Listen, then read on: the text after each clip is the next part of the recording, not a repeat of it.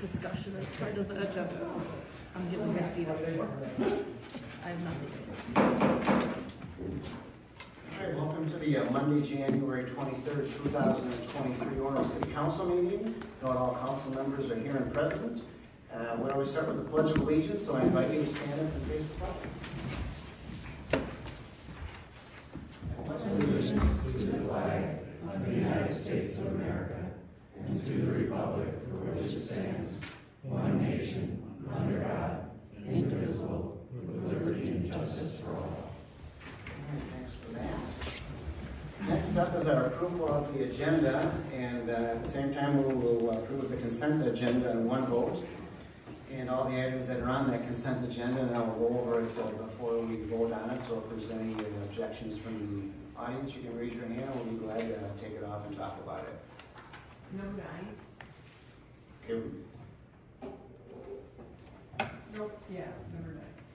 And I'd like to take off number 1, please.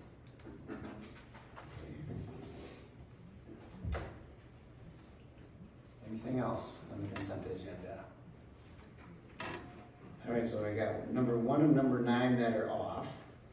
So what we would have on the consent agenda tonight is number 2, the City Council work session minutes of January 9th. Number 3, claims and bills. Number 4, approval of 2023 tobacco licenses. Number 5, approval of rental licenses.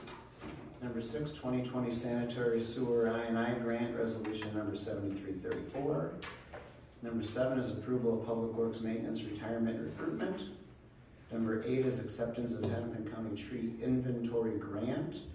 Number 10 is LA 22-55, Escucci Design on behalf of Travis and Sarah Wildenberg, 3838 Cherry Avenue variances, resolution number 7336. 11 is joint cooperative agreement for use of fire personnel and equipment, resolution number 7337. And 12 is Hennepin Council Joint Powers Cooperative Agreement. Is there any other items that anybody would like to have taken off tonight, besides number 1 and number 9? Okay, seeing none, do I have a motion for the rest of the consent agenda? So moved. Do I have a second? Second. Okay, all in favor say aye. Aye. No, that passes. Any nays? Okay, no, that passes 5-0. Okay, I know we had a question on we'll start number 1, council meeting minutes of January now from Councilmember Benson. Yes, thank you. In reviewing the notes, there were several areas where the minutes did not reflect the audio recording. There was no video for that meeting on 1/9, but there were some pretty big issues with it, starting with there was no record of the discussion with the city attorney and myself regarding my request to abstain from the vote on the refurbishing of the fire truck. That whole section was not there. There are several other sections related to fire where details are lacking. So I'd like to understand more about how we can either send these notes back, whether it's me making a motion to do so or whatnot, because it's really not an accurate representation of the meeting. I'll throw that to Adam. But certainly we can have send the minutes back to our contractor who prepares them for us, and then bring an amended set back to the council at the next meeting. Okay, that sounds reasonable. So we'll just leave this off for the time being, and Do they need to make we'll just table it. You mean you can table it or direct staff to send it back to the contractor, however you feel? I mean, your direction's been clear to send it back. Yeah, send it back, yeah, and then we'll bring it back and make sure it's correct. Okay, and then there's number 9. Young lady had a question on approval to accept transfer of property, resolution number 7335. State your name and address for the record. Janie Delaney, 1315 Woodhill Avenue. This is just curiosity on my part. How does that work? Has the property already been paid for, or does it get paid? Was it paid for when it was bought? I believe when we did the agreement a long time ago, we paid for it, and this is just a transfer of the time. The council at the time had been interested in pursuing this parcel for a while, so they did buy it from the property owner, who my recollection was still living there, and so what they reserved for themselves was what's called life estate, meaning that the city went ahead and paid for that property, but they got to stay there for, in essence, the remainder of their life, and or until they moved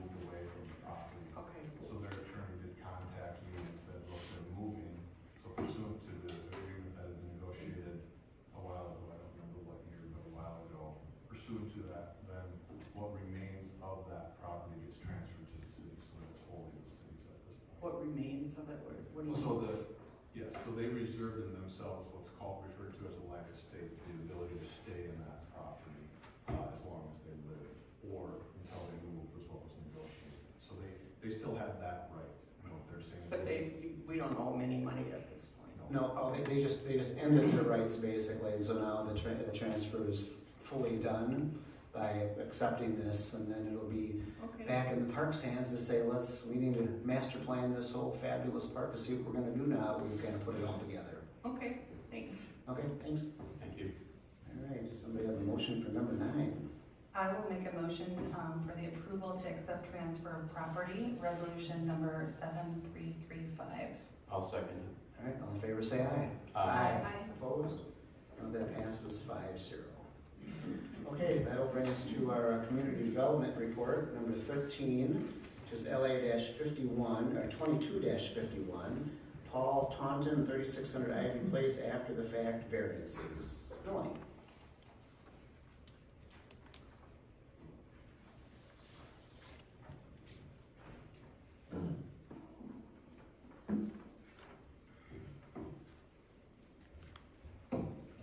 Thank you. Our application is regarding after-the-fact variances to permit newly installed hardcover within the 75-foot setback from the lake. The city received a complaint in September regarding a parking area under construction at 3600 Ivy Place. Staff confirmed that a new approximate 1,100 square foot paver parking area had been installed within the 75-foot setback without permits. The new parking area is highlighted in pink on the site plan. Additionally, 2 new unpermitted patio improvements were also constructed within the 75-foot setback, totaling approximately 1,000 square feet. The property was platted in 2018 and the home was constructed in 2020. The original development plans contemplated a shared connected backup area between the 2 properties. The property at 3570 Ivy Place installed their portion of this shared driveway connection. When the home was constructed at 3600 Ivy, the builder chose not to install their portion of the shared driveway connection. No hardcover is permitted within the 75-foot setback from the lake, with only a few exceptions. The new parking area is 31 feet from the ordinary high water level. The 2 new patio areas are set back 43 feet and 50 feet from the lake. At the November Planning Commission meeting, the Commission held a public hearing and voted 4-0 on a motion to deny the after-the-fact variances for the improvements. Following the Planning Commission meeting, the applicant provided an exhibit demonstrating turning radius as well as a stormwater management report in an effort to support their unpermitted improvements. Those were included in your packet, and I could put the turning radius exhibit up on the screen if you'd like to see it. We received 1 neighbor comment in the pack, and it was in your packet. Staff recommends denial of the after-the-fact variances. Additionally, because this application originated as a property violation, staff further recommends the applicant be provided a timeline for removal should the council vote to deny the variances. Tonight we're asking council to direct staff to draft a resolution for denial. That's all I have.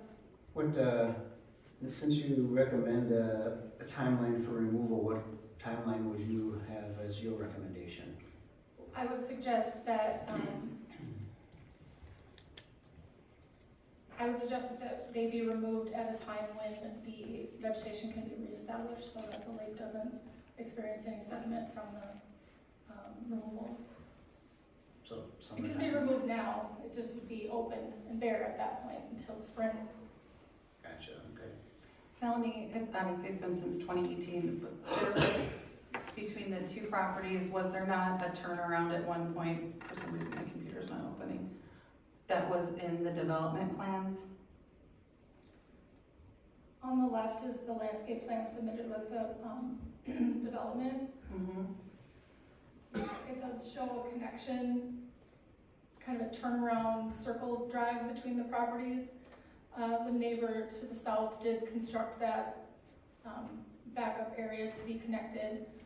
3600 Ivy planted arborvitae, I believe, along the property line and chose to put a backup apron kind of in this location, if you could see where the mouse is. So if all of the everything was removed that was out of scope, not approved.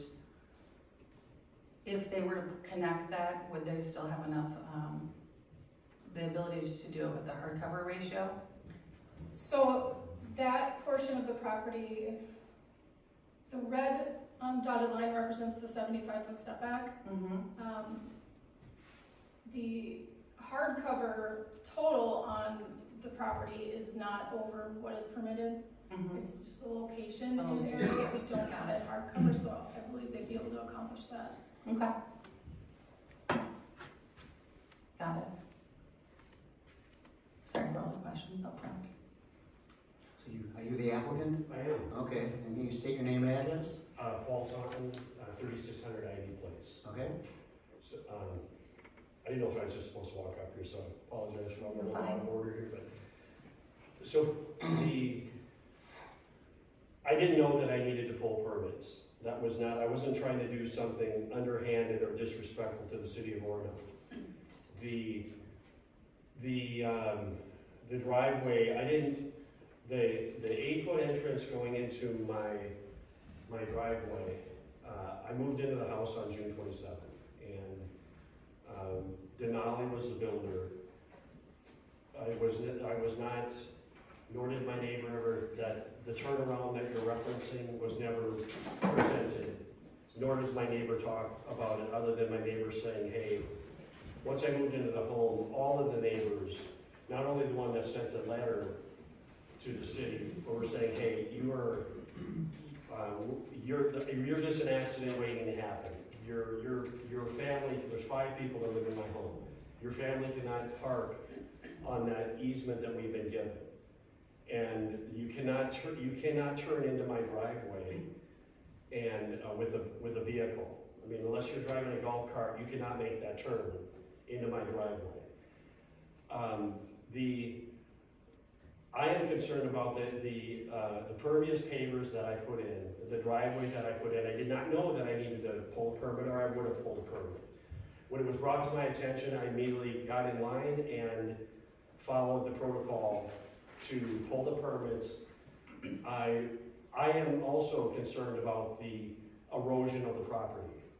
It's a flat lot. I hired a group of surveyors and engineers that came out to put the drainage tile in around the whole property so that there would be no erosion or drainage control into the lake.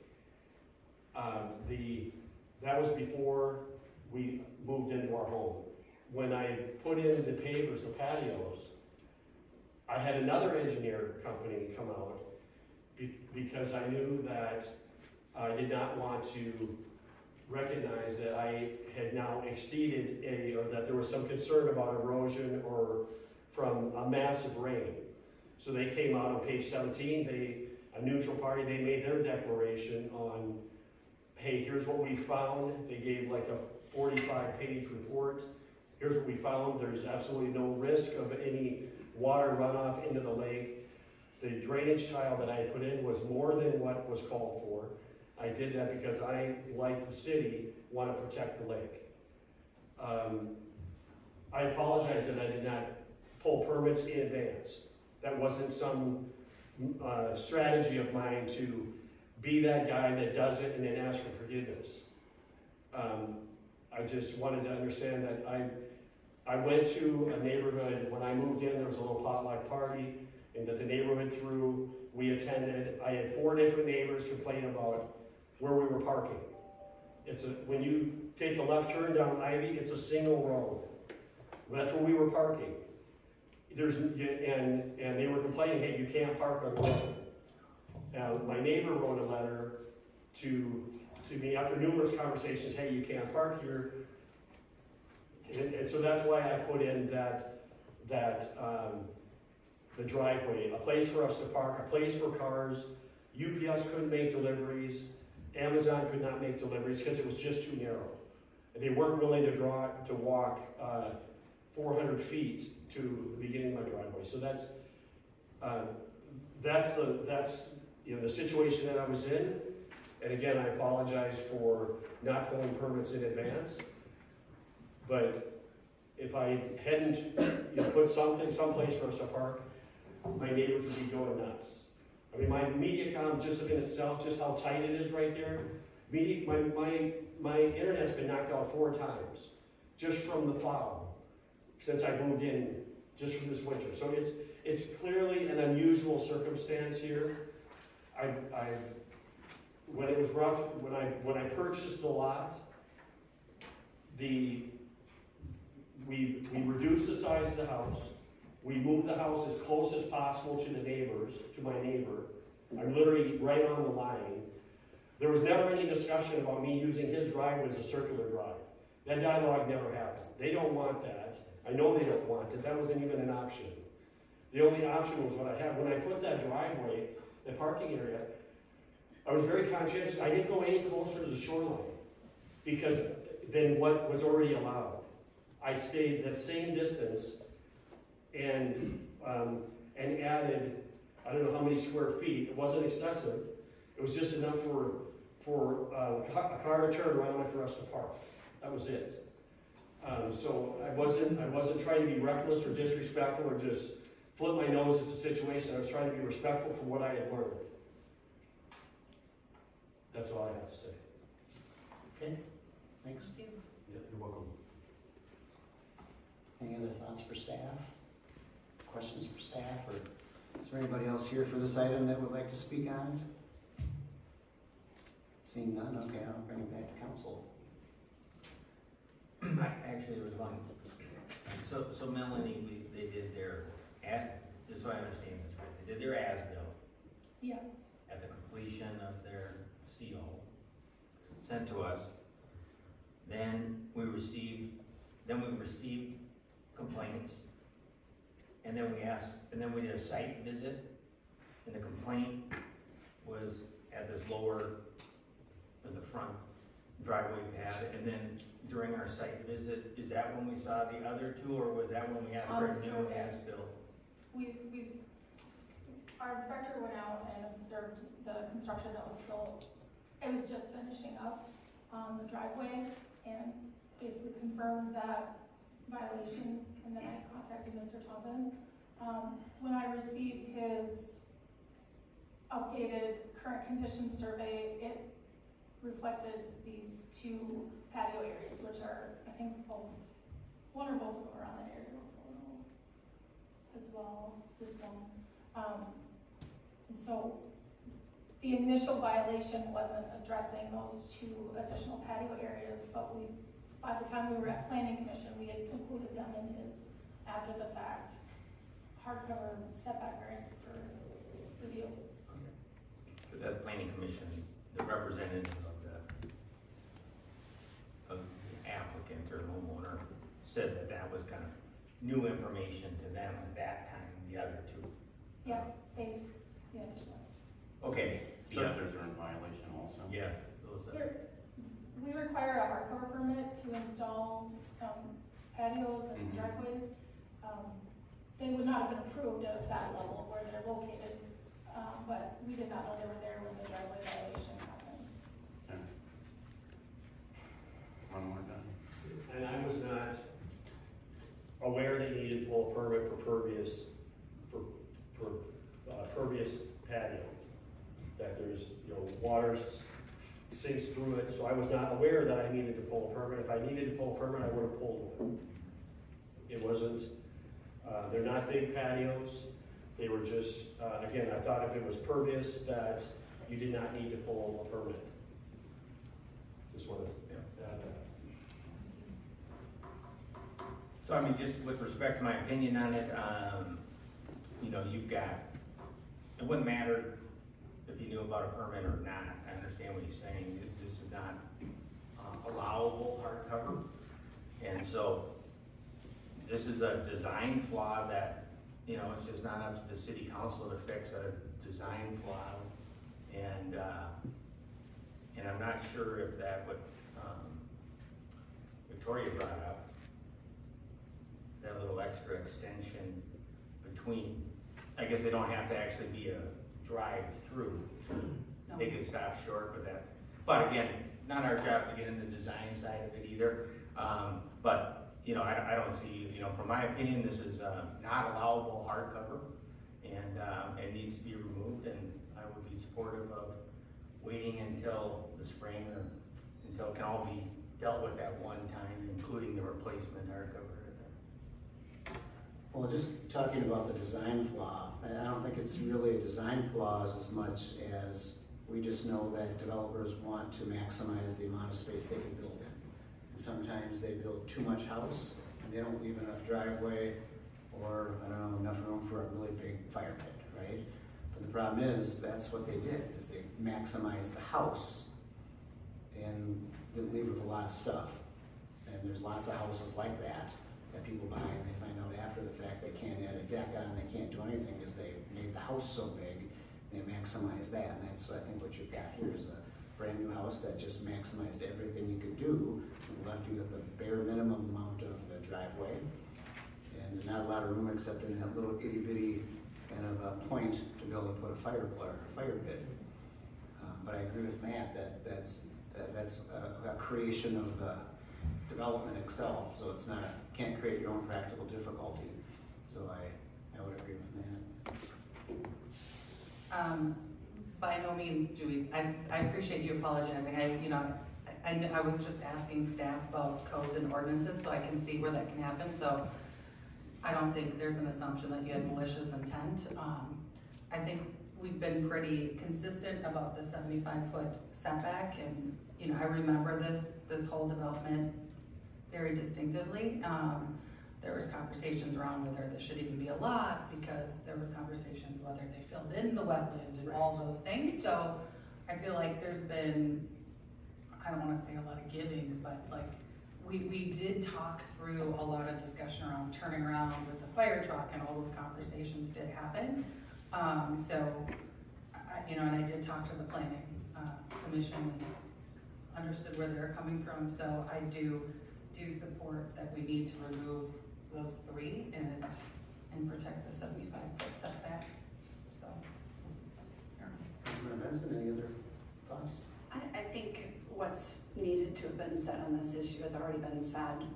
I'm in agreement that it's important to follow the code as it relates to the setback here with regard to hardcover. Councilmember Rossi? Yeah, no, I'd be in agreement. It's unfortunate, but I think you said it fairly well. You built so much house, shrunk the size of the house, you had more room for things that you needed as far as driveway is concerned. But it has to be enforced. It's in the code. Yeah, you want to make a motion? Sure. Do you want to make a motion to draft? Yes, please direct us to draft. I'll make a motion on LA 22-51 to direct staff to draft a resolution for denial. With the time frame? Oh, yeah. How should we phrase that? Is that like, Or do you want to come back with some language in terms of getting into the ground in the summertime when it can be replanted? Yeah, we can put together a reasonable timeline and we'll try to make that reasonable for the applicant as well. Right. So it probably, top of my head, it'll be sometime in the summer. Right. Okay. So, Yeah, I think in terms of that aspect, the resolution itself that comes back would deal with the land use item and the denial of the application. The rest of it is something we can sort out, at least administratively, let you know when we start talking to the property owner about timelines, because that is potentially an enforcement item. So I would leave that out of the resolution. Okay, so just to direct staff for denial. I was right the first time. You were. Okay, I have a motion. Do I have a second? Second. All right, all in favor say aye. Aye. No, that passes 5-0. Okay, community development report. Any other further report from the community development? No? Laura, all good? Okay, and we'll move over to our finance report. Ron? Thanks, Mayor. I have nothing to report tonight. All right, city administrator, or actually city attorney report. Thank you, Mr. Mayor. I have 2 items. We do have a closed session, so I will leave those items alone. I do want to point out a correction, however, on the closed session. It does list Jay Nygaard with the city of Orono. That should be Kendall Nygaard. That is a carryover from the previous one. That should be Kendall instead of Jay. Otherwise, the caption on that is correct. The second item I wanted to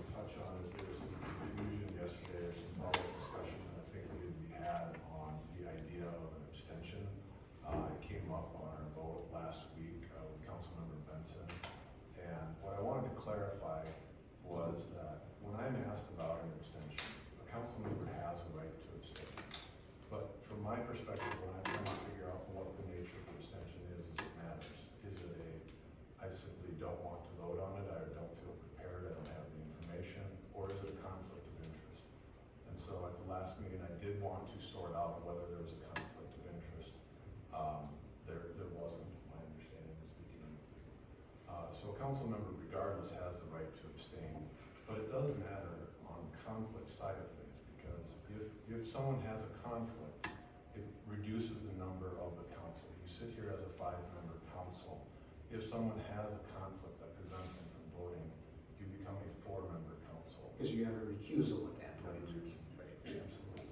Whereas if it's look, I don't feel prepared or I'm not willing to vote on it at this time, the council remains as 5, which is why I talked about how it has the impact of being a no vote, because we vote with, we need so many affirmative votes, and if you don't get them either because of no's or abstentions, the vote will fail. So I did want to clarify, we cannot compel someone to vote, we cannot compel them to vote yes or no.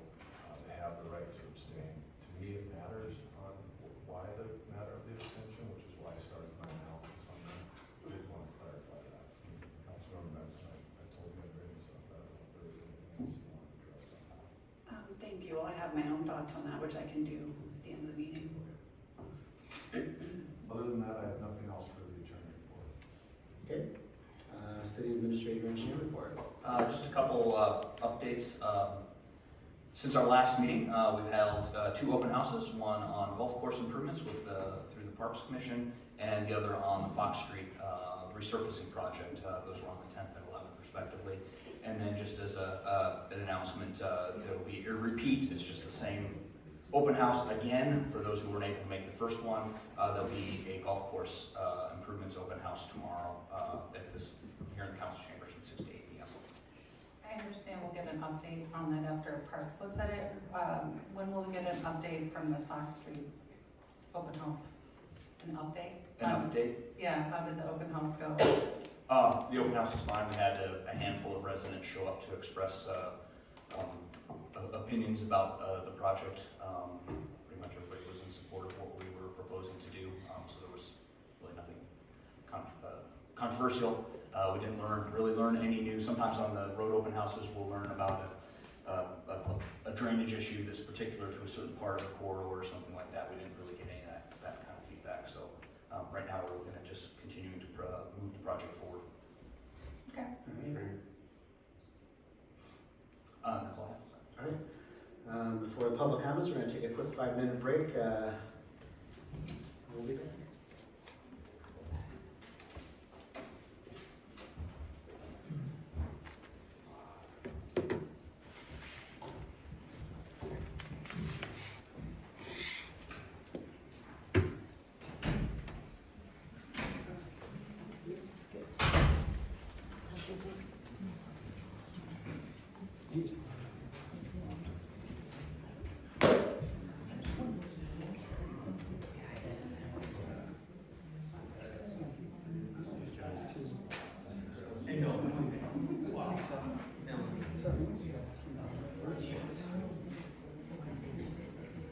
You said there was another case, which that was not.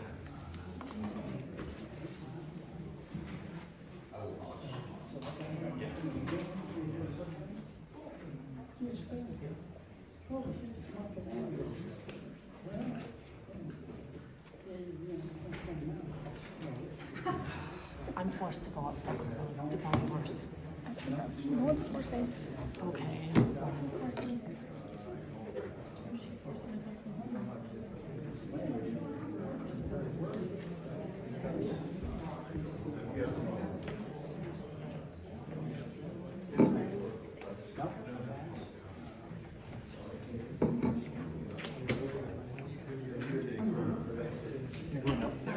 How are you? You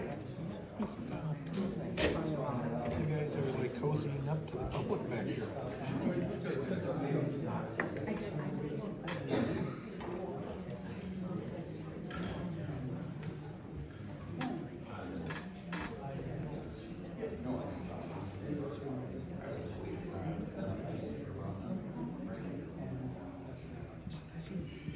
I apologize.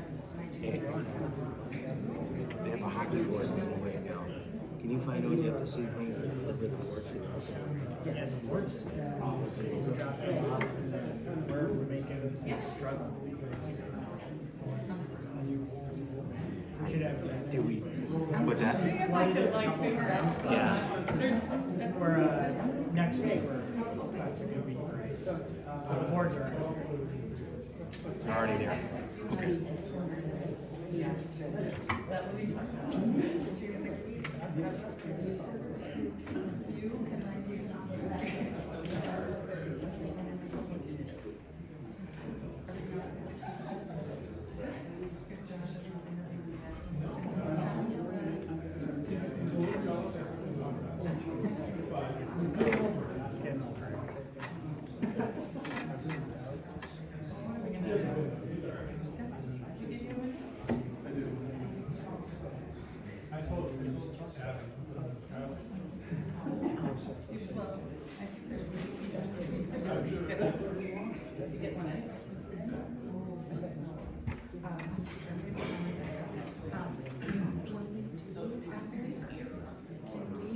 Something about parking in the streets and it's come up to me one time, and I said, well, I don't want to do anything now, so we're gonna, why not sell for them?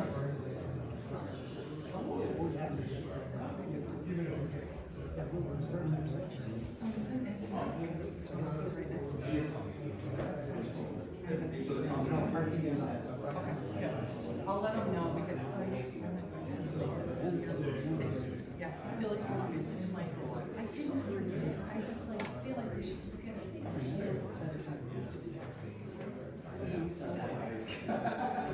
They'll probably want to name it after them.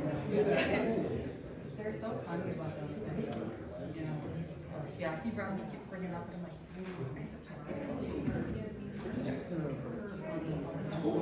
because they drown us. That should be it.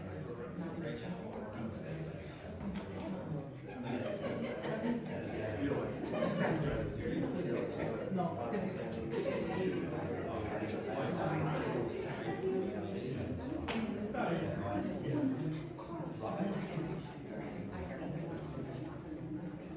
well, in these days. Well, and I didn't look when baseball was there. There's a lot. Yes, yes, I just want to remember to spend it outside.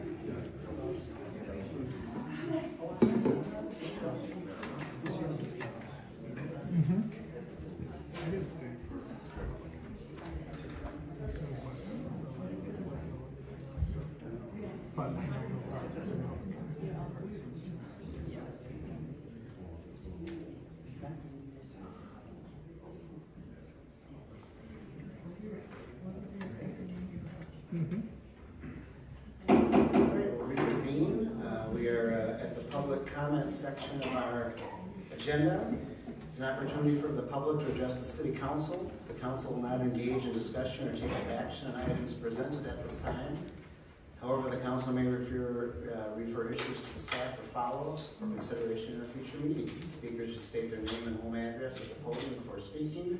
We do have a 3-minute time limit. Our city administrator has the timer over there, and once you come up, state your name and address, the clock will start. So is there anybody else who would like to come up for public comments tonight?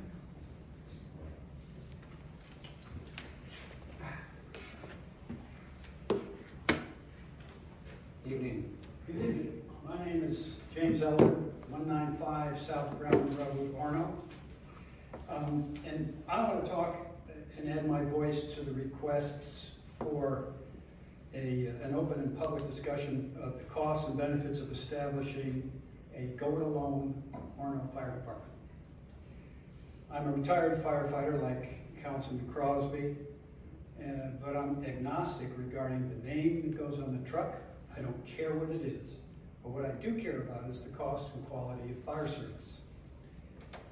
Based on costs already incurred to date, but absent any information from Orono, I've estimated that the incremental costs from both operating costs and capital outlays could reach or exceed $4 million. As citizens and taxpayers of Orono, We have a right, and you the obligation, to present to us a good faith estimate of the costs and to justify how this major expenditure improves our current and future fire protection. I think we need a public examination of this endeavor, as Long Lake did 2 months ago. It may well be that after a full disclosure of the costs of a go-it-alone Orono Fire Department, the best solution would be to return to the bargaining table with Long Lake and come to a mutually beneficial agreement. That is my hope. Thank you. Thank you. Thanks, Jim. Anybody else for public comment tonight?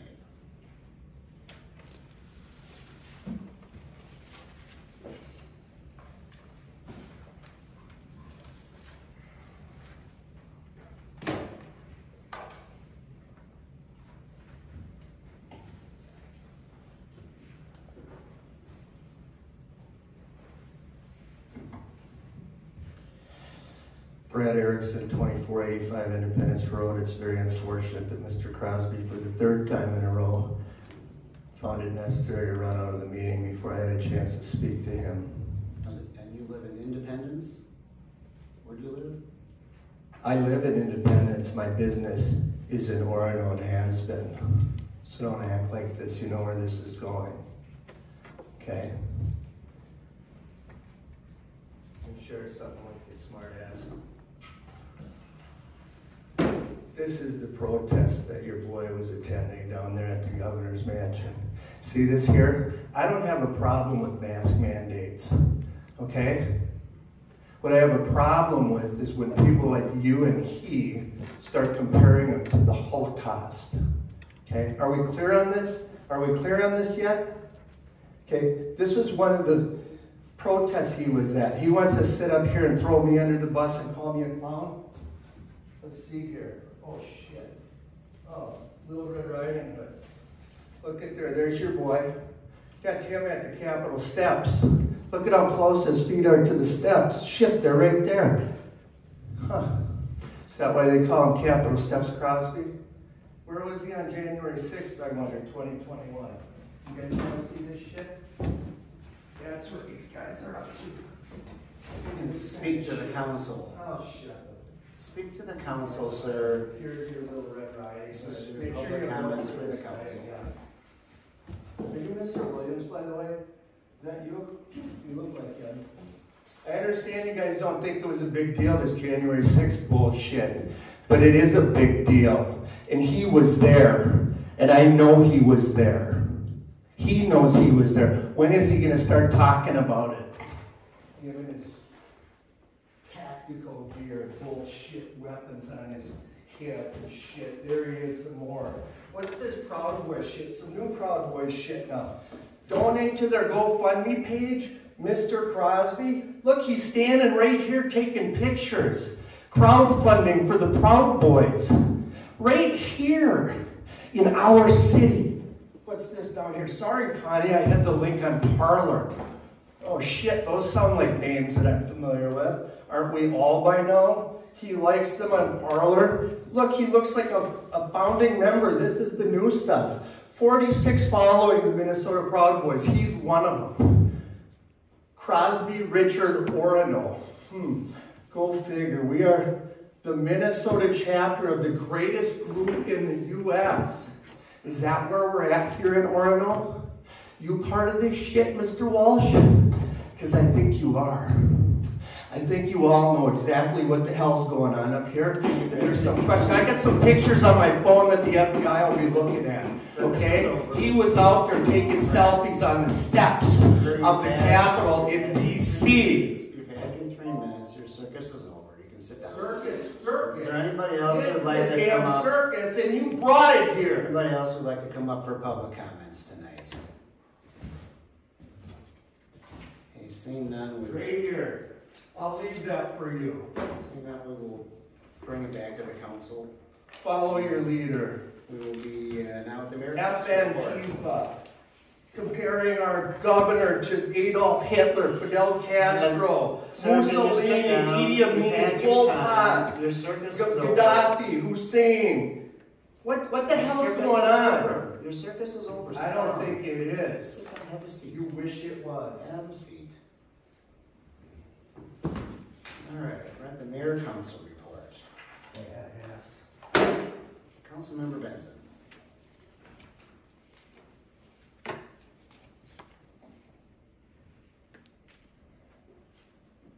So tonight, I want to address something that happened at the January 9th meeting, my first meeting as a city council member here in Orono. And our city attorney, Mr. Maddock, touched on it earlier in the meeting, abstention. And I just want to talk about that a little bit. Because it matters how I vote, it matters what the perception is about my votes, and it matters how the record reflects my votes as a council member. And that's true for everybody sitting up here. The issue at hand at that meeting was the $192,000 refurbishing of a used ladder truck that Orono had purchased in December of last year.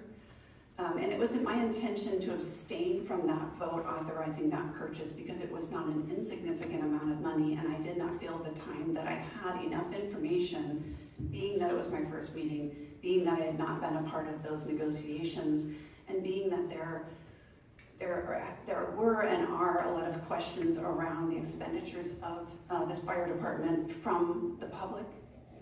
I did not feel that I had enough time at that meeting to give an informed vote either for or against, and that's why I'd asked to abstain from that vote.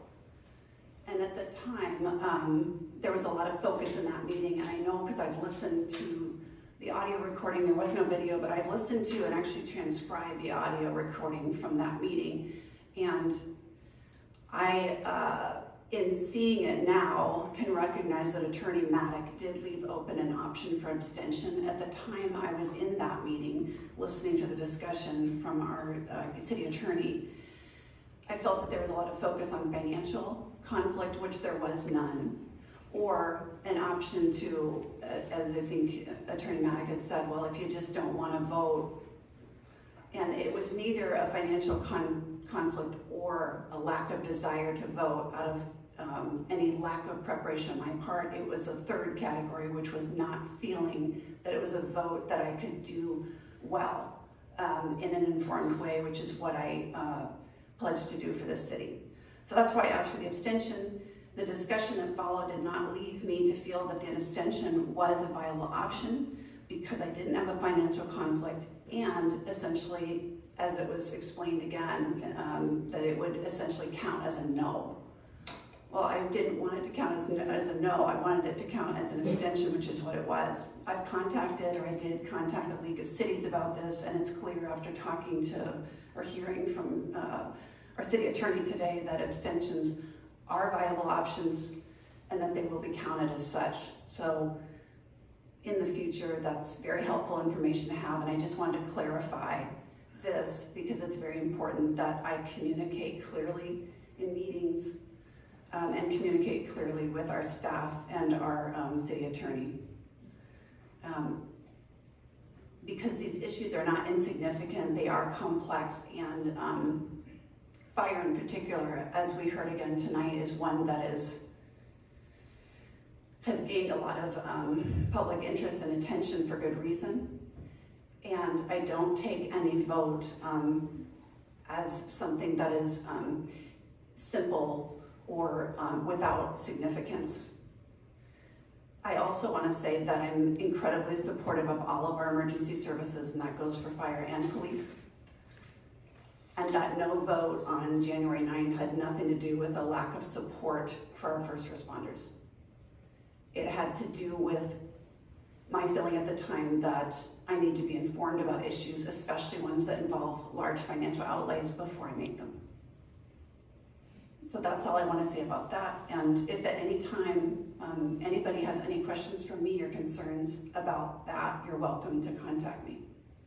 On a different note, I also attended the first open house for the proposal, the youth sports grant proposal, to look at building some pickleball courts and hockey infrastructure at the Orono Golf Course. I attended the first one, and I will also be attending the second one tomorrow night here at City Hall at 6 o'clock. And I found that it was a really good opportunity to meet community members, residents, members of the public, and hear from them directly, which is really important in city governance. We have the ability as residents and community members to affect a lot of change in our communities, and I really appreciate people showing up for these events and talking to staff and elected and appointed officials, regardless of your views on the issue. I always appreciate feedback. And I think that's it for tonight. Thanks so much. All right, Councilmember Johnson. So Long Lake, is having their, just to address the fire piece, I guess, is that Long Lake has their city council meeting tomorrow. As of last night, their agenda was on there, but not their packet to see what was on there. But the fire services is on there, and they're having a closed session to talk about it. So I think once we hear back from Long Lake and their decision based on our proposal, which we have not received that feedback, then we'll have more to share. So it's clear the residents want to hear more about that. And I think when we have more to share, that should be shortcoming here, hopefully. But we've been saying that for a while, but that's what they told us, Victoria and I, that after this meeting, they're going to hopefully send us a response to our proposal.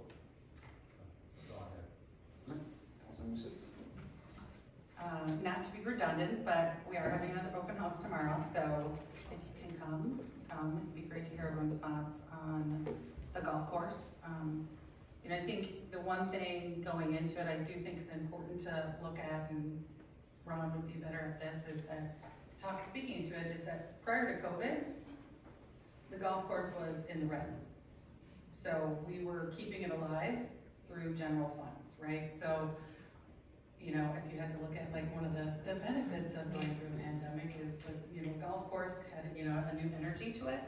So I think, I want to make sure we still have those conversations about how do we make our parks and places like the golf course more viable, right? One of the things that, it's not to say we do a pickleball court, right? It's to say, let's have a conversation about how do we get more people involved in using it? Because not too long ago, there was a golf course called Lakeview. And and it wasn't a city-owned golf course, but it was in the red and it got sold, and there's a bunch of really big houses over there, right? I don't think any of us want that. So I think, the parks, not only staff, but commission is really trying to have good conversations about how do we make this a viable park, because that's what it falls under in the future. How do we get more people there? Doesn't mean that's where we land with pickleball, but how do we make it a place that we can never live without? Because looking back at that Lakeview conversation, hearing how many unhappy people were around, seeing it in the paper, I would have never thought it would have changed, but it did. So I think it's good that we have those conversations, and I think it's good that you hear the positive and the negative, and the people that want it and the people that don't want it, and there's people across all sides on this one. So glad to hear people are coming and sharing their thoughts. It's good to hear that. Also, even with Fox Street, I'm glad to hear that the plan makes sense. I've had a few of our neighboring cities reach out to us and try to understand what we're doing with THC. Ironically, that was news to me that, that would be a hot topic. Most of them are in similar boats that we are, to be quite honest, though. Sitting with moratoriums, not sure what to do, waiting to see what legislature does. So I did share with Long Lake when I talked to them, I said, what's ironic is I've had the most complaints about the Navarre Smoke Shop and the soon-to-come Long Lake Smoke Shop. So I think that's probably something coming our way, whatever we end up deciding. So it's a good conversation that I don't think we have the answers to. So outside of that is all I got. All right. I was also at the open house for the pickleball, hockey, golf. I think it was fun to meet a whole bunch of the golfing league people. I think it probably was, I don't know, maybe 30 or 40 people that probably came, and a bunch of them were league members. There's a bunch of other people. I think we probably met half and half of the people who like pickleball, who don't want pickleball. So it was about 50-50, but it was a small segment of the population for sure, the diehards that were there, and the people from the leagues. And we obviously have to balance what's best for the citizens of Orono, which is our first and foremost who we represent. But it was good. I'll be there tomorrow again, so it'll be good to see probably, I'm sure, some of the same people again. So maybe there's some of you out there that will be there as well. I got my Orono Spartan shirt on tonight. ODT, my daughter's in the Orono dance team. They had a great competition this last weekend at Totino Grace with 12 other schools. And we got one this weekend and one the next weekend, so it's constant. But I just have to do a big shout out to them because I think the JV Jazz took second place, JV Blue Jazz took first place, Varsity Jazz took first place, JV Kick took first place, and Varsity Kick took second. So they almost did a full sweep of everything. The girls were beyond excited. There's a little bit of crying in there. They were so excited and everything else, so it was fun to watch. And all the hard work coming together over the season, we were a good month into it as they've gotten better and better, and sectionals are coming up soon, so hopefully they'll continue putting that together, and we'll see more Orono teams moving forward in the going to state and that kind of stuff. I know I just came also from an Orono hockey, or the Orono Ice Arena. I'm on the board at the Orono Ice Arena, and just came from there, and we're having a whole bunch of extra tournament games over there, because it looks like the varsity girls and the varsity boys are most likely going to be ranked first, and so they'll be hosting tournament games. If they win those, they'll be hosting more tournament games, so all these extra games and revenue coming into the ice arena, which is all positive. So lots of good things going on in Orono these days. Something that I know our city attorney brought up to me, because he does represent a number of other cities, and he brought up to me that in the legislature right now, I don't know if everybody knows, but there's legislatures in session up at the state capitol. They're having about 30 to 40 meetings every single day in all the different departments, or all the committees, I would say. One of the housing bills that I think everybody needs to pay attention to that is coming up, that he alerted me to, is they're looking at, and right now, in part of some of these committees, they're passing these rules that they want to pass to make statewide. They're doing it without any amendments or any discussion. They're just saying, we control it, we're voting it, and we're moving it on. So they're doing a lot of stuff very fast. They're doing one in the housing bill that would eliminate single-family zoning in the entire state of Minnesota. It would make every house automatically considered to be a two-family residence. So that means in every neighborhood, you could have duplexes essentially in your house, and there's nothing the city of Orono could do about it.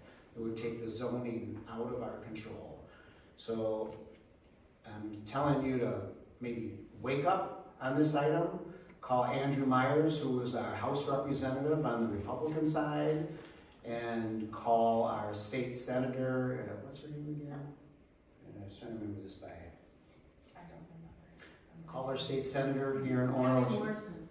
Kelly Morrison. Call Kelly, tell her you oppose this bill, that you want to make sure the zoning stays in the control of the local jurisdictions. If you want to see how it's turning out, go to Minneapolis. They've already eliminated single-family zoning in Minneapolis. You can do quads in every neighborhood. But even if you just get away single-family and you make everything essentially duplexes, you could have a whole lot more people living in your neighborhood, and it would change the character of everything that you know of today.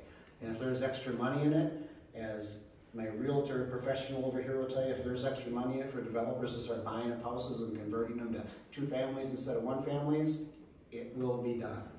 This big money will come in and they'll just start buying up swaths of houses and start renting out. So Kelly Morrison on the Senate side and Andrew Myers on the House side, call and make some noise and tell them you do not want this to pass. Because you only get one chance at this, because once it gets passed, you'll never put that rabbit back in the hat.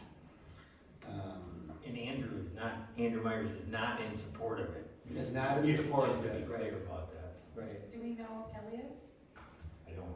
Yeah, Probably not if you remember her name. I don't know her stance in general, but I know the Democrats are all passing this stuff out of committees without any discussion and any amendments. They're just passing it, and it's like a 45-page bill, if I remember, and it's like a little paragraph in the middle of this housing thing that they're passing. So it's a small piece, but thank God we got people who are looking for those things and looking at them. And and I think Soren had pointed out the cities that he represents too, like St. Louis Park and other cities are not happy with that either. So it's because it takes all the zoning out of our control and we can't do anything about it, which is not good. In my the last Orono article, Orono Times, or whatever we call it, that we put out, that we send out to everybody. And in the article, I talk about a number of different things, but I think one of the last things I talked about was social media. And that if you want to find out what's the truth about matters, it's probably best to call the city directly if you want to find out what's going on, or call one of us and we can tell you or point you in the right direction. But another one was a very confusing post about the terms of the council and the mayor in particular, making it seem like we did something in the middle of the night that changed the term from 2 years to 4 years. Well, I know I posted on Nextdoor the facts about that, but back in 2018, after the election, in December, staff did come to us and say that they thought it would be more consistent to change the mayor's term from 2 years to 4 years, because the council is all 4 years. You know, just put more consistency. And so we took their recommendation and we did change that from a 2-year to 4-year term in December of 2018, but it wouldn't take effect until the next election in 2020. So that gave everybody 2 years notice, nothing in the dark, the papers printed it, everything that was going on. But there was a very confusing post thinking that we're doing something in the dark that nobody knew about, but everybody knew about, and I just want to make sure everybody was clear again that social media, probably not the place to go get your facts. All you gotta do is call somebody. Call somebody at the city that's got all the facts and we'll point you in the right What about the direction. January 6th stuff in 2021? When are you gonna come clean on that Okay, shit? so I think that's all I've got to today. So I am gonna make a motion to close the meeting, to close our regular meeting, and then we will be going to closed session today. And we're gonna close the meeting to go to session pursuant to Minnesota statute section 13D05, subdivision 3B. The council will close the meeting for a confidential discussion of strategy and settlement negotiation status in the following matters. 1, Kendall Nygaard versus Orono, case number 22 CV 3191 NEV DTS. Number 2 is Schmidt versus Orono, case number 27-CV-21-7769. Number 3 is TJ Bonnet versus Orono, case number 27-CV-22-12243. And we're gonna add one more, the LMCD Dan Gustafson item that's on the agenda for Wednesday. So with that, I have a motion to close the meeting to go to closed session. A second. All in favor, say aye. Aye. Okay, we will close the meeting, go to closed session. We'll take a break here so everybody can leave, and then we'll get on our business.